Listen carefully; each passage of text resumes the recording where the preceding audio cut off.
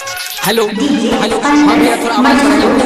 जी हाँ मेरे प्यारे दोस्तों, हर साल की भांति इस साल भी युवा स्वयं सेवी समिति सले संस्थान मुख्य पंडाल मजनूपुर नवादा आप लोगों का हार्दिक अभिनंदन करती है और करती रहेगी।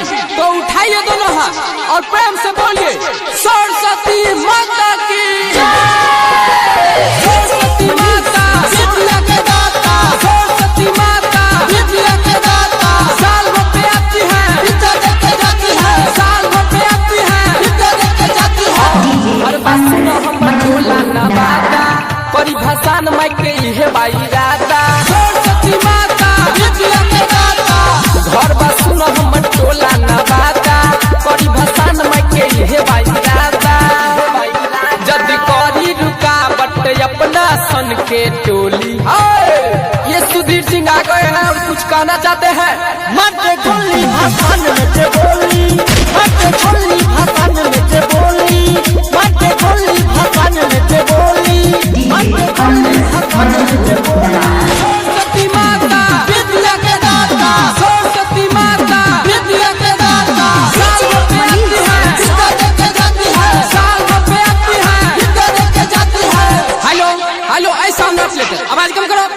एक आवश्यक सूचना, पूजा समिति के जितने सदस्य हैं साउंड के पास आए और इन्हें समझाए भोजपुरी गाना नहीं बजेगा, गाना न बाजी भोजपुरी बाजी पे करा रहूरी माई के करो जजकारा बोला न कनो मजबूरी। सरस्वती माता विद्या के दाता, गाना न बाजी भोजपुरी बाजी पे करा रहूरी माई के करो जजकारा बोला न कनो मजबूरी।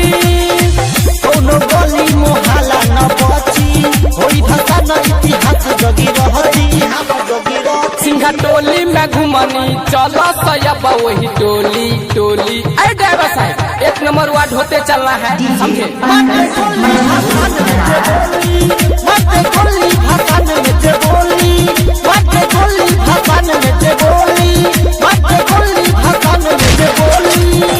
हेलो हेलो हाँ भैया थोड़ा आवाज बढ़ाइए तो। जी हाँ मेरे प्यारे दोस्तों, हर साल की भांति इस साल भी युवा स्वयं सेवी समिति सले संस्थान मुख्य पंडाल मजनूपुर नवादा आप लोगों का हार्दिक अभिनंदन करती है और करती रहेगी। तो उठाइए दोनों हाथ और प्रेम से बोलिए सरस्वती माता की सरस्वती माता विद्या के दाता, सरस्वती माता विद्या के दाता, साल भर पे आती है विद्या देके जाती है, साल भर पे आती है विद्या देके जाती है। हर बात सुनो हम टोला नवादा परिभाषा न मैं के इहे बाई राता, सरस्वती माता विद्या के दाता। घर बात सुनो हम टोला नवादा परिभाषा न मैं के इहे बाई राता। जद करी रुकावट अपना सन के टोली, ये सुधीर सिंह आ गए हैं और कुछ कहना चाहते हैं।